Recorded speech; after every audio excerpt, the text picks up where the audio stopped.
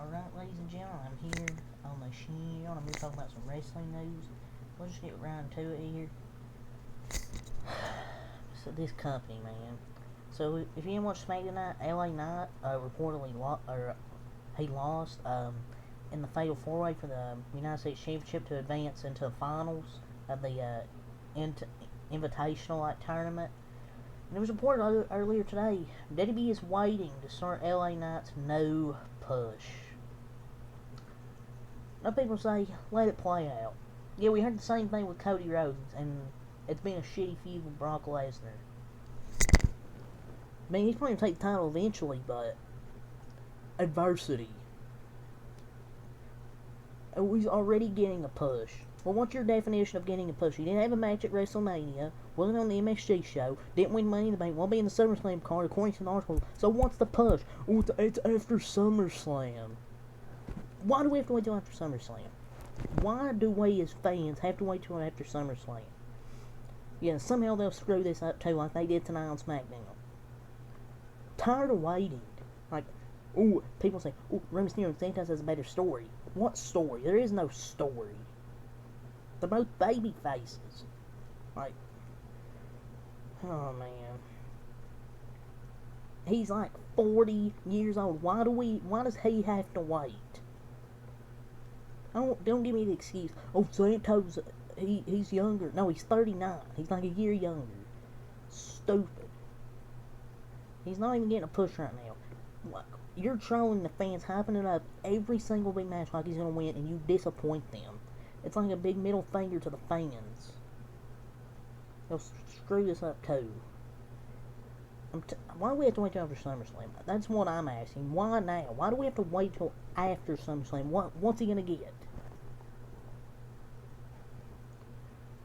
So while fans, we'll talk about this article, they're wanting to see WWE give LA Knight the push they think he deserves, which he does.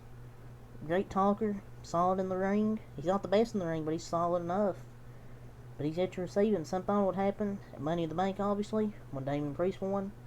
And as was previously reported, WCL will slot him as a heel because they don't know what the fuck they're doing. He's not. Those reactions out there tell you different. He's not a heel.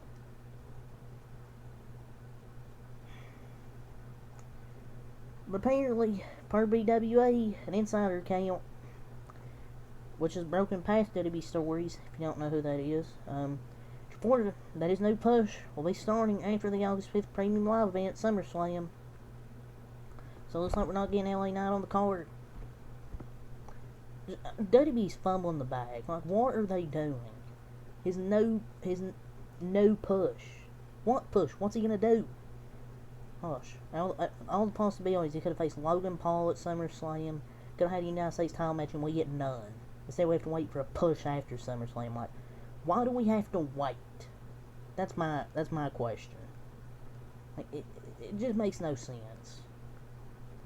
We literally have to freaking wait. This stupid shit, man.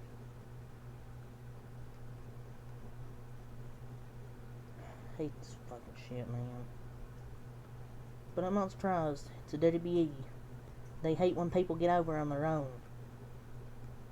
And I don't want to get... I'm tired of giving Triple H a pass. I try and be as fair as I can, but I'm tired of this. Like, stand up to Vince McMahon. I guarantee this might have been a Vince McMahon decision to have LA Knight lose and give a big middle finger to the fans, but Triple H, stand up to Vince McMahon. Tired of giving this fucking dude a pass. Like, surely Vince McMahon is not the only one booking this decision.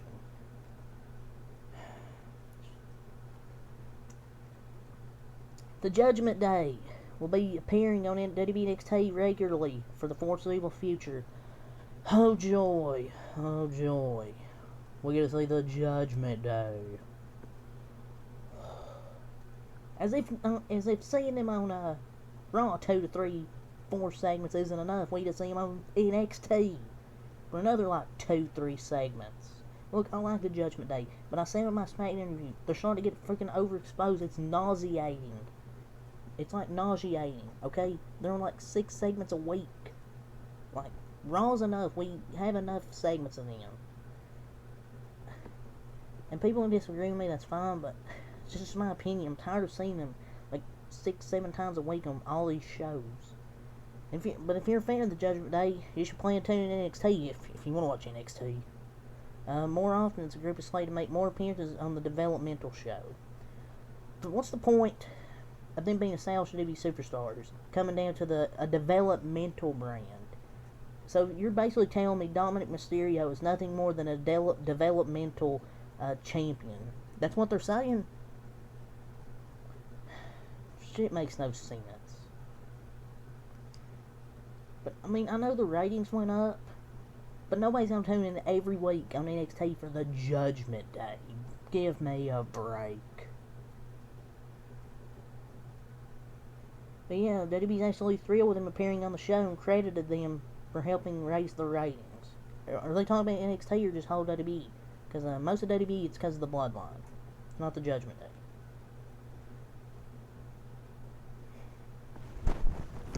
Shit's ridiculous. I hate to be negative, but I don't want to see the freaking Judgment Day on every show. Because if they are, what's the point of the WWE draft? What's the point? If they don't know what the draft is, how am I supposed to know? I hate to be negative at the LA Knight and Judgment Day stuff, but Jesus Christ, this show fucking pisses me off. Blood and Guts. We'll get to some positive stuff, I guess, some good ratings. They drew 953,000 viewers for Blood and Guts, which is pretty good for AEW. I know it's probably going to get high ratings because it's Blood and Guts. So let's have some positive news to talk about the ratings. 953,000, so I imagine the demo rating was pretty good as well. Road Dogg. Road Dogg. Oh, you didn't know? He doesn't understand why fans hate on Baron Corbin. I wonder why. It's probably because of his shitty writing / programming for him lately. The dude himself is fine. This is definitely not a Logan Paul get off our TV type situation. But it's just because of the booking. It's just the booking. He's been given shit and is expected to turn into gold. In my opinion. They should give him better gimmicks. Like the one with the modern day wrestling god. That was nauseating. Remember the Constable Corbin? They just gave him terrible gimmicks and expect him to turn into gold. Well, Sad Corbin was actually good. They should have kept that. But, Jesus Christ. I understand why people really don't like him because of the terrible booking and gimmicks. But it's not his fault. It's WWE. Like, the guy's great in and out of the ring. Just, I don't get it sometimes. Wheeler Yuta. So he talked about an all-women's pay-per-view for AEW, and he said he is 100% more than, that AEW is 100% more than capable of doing an all-women's pay-per-view. Okay. I feel like he is absolutely correct, but too bad his own boss has no interest. But it doesn't help that the women's division isn't really too good. I don't know. The women's division is just not too good. So the MJF and Adam Cole t-shirt, Better Than You, baby, in the last few weeks since the release has sold more numbers of shirts than any AEW shirt has for all of 2023. So the t-shirt that's released, it's sold more shirts than any AEW shirt for all of 2023. So that's wild. If the plan was to use this to build towards a breakup and a match and all in, it might be time to call an audible. Because the act is on fire right now, and you can still get to your eventual ending spot, but don't pull the trigger right away. They don't have to pull it right away. Plus, the longer it goes, the more impact the turn will have. If you do it Saturday on July 29th, it's not going to have that big of an impact. So you can't do this right now. You have to call an audible if that's your original plan if you're Tony Khan. That's just my opinion, though. Because you've already sold all these shirts, you can't just break them up already. And MJ even said on Twitter, we got another one cooking. So, they're probably going to have some more merch. But yeah, they shouldn't break them up already.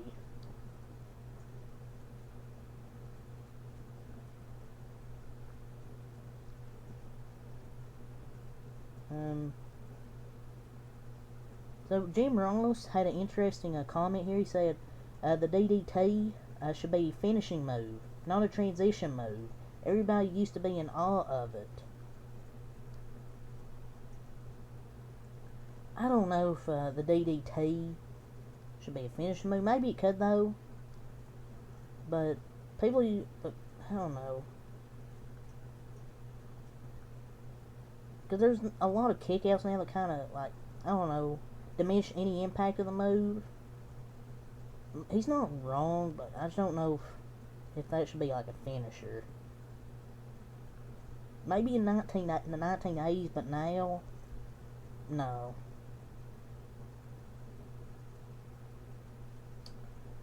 Let's find some more news. So this match has been confirmed for SummerSlam that I talked about in the SmackDown review. Roman Reigns and Jey Uso. It's official in a tribal combat. So the reason why Roman stopped Solo Sikoa is because they can't have any, like, I guess, like, physical, like, contact until that match. So that's why he did that.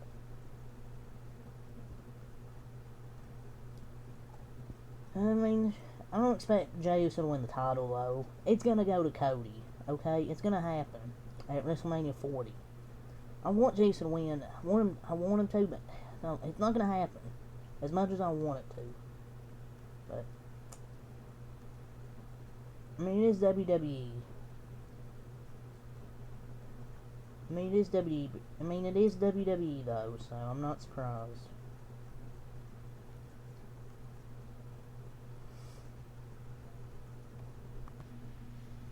So some stuff has been announced for Monday Night Raw. A Cody Rhodes segment has been announced. Seth Rollins and Finn Balor will have a contract signing. So, Cody Rhodes will respond to Brock Lesnar's attack in front of his family. If Becky wins, she gets a rematch with Trish Stratus, so she's going to face Zoe Stark, which she's probably going to win. Drew McIntyre and Gunther will have face to face. Cody Rhodes responds to Lesnar, Tommaso Ciampa versus Bronson Reed. Should be a good match. Logan Paul is going to return and respond to Ricochet. You're going to see Logan Paul showing up more regularly now. Eric Young talked about leaving WWE. Said, "Very respected guys at WWE were telling me, quote, thank you for being a leader."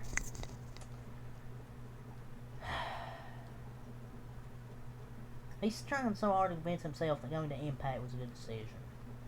Like, he's lying. Come on. Get your ass back to Impact. Who cares about Impact? Come on, man. How many people watch Impact? Wow, 10 people? Impact. Nobody watches Impact. Claudio, he talked about the Elite and the Bullet. Why do I keep saying Bullet Club? The Blackpool Combat Club. Shaking hands over blood and guts should have been on TV. I don't know if it should have ever. I mean, it should have happened. And we could have saw it on TV, maybe on Rampage show, but I don't know. To maybe be the end of the feud. Don't know. The Undertaker is slated to be in Detroit for the SummerSlam 2023 weekend. Probably for his one-man show. For that show over there he does, so that's probably why.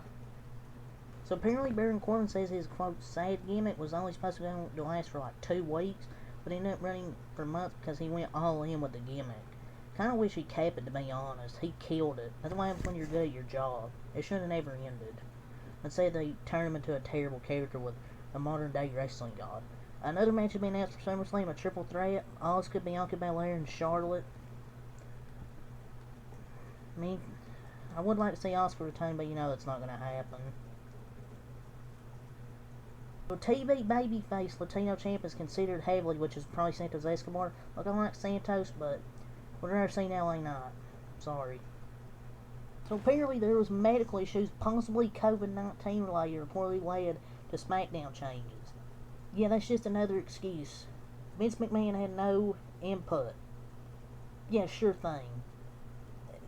COVID-19 does not exist anymore. I'm sorry, but what was changed on the show? Jesus Christ, excuse after excuse for these fuckers. And creative. But whatever. That's all I'll say for skin. Next time I'm out. Peace.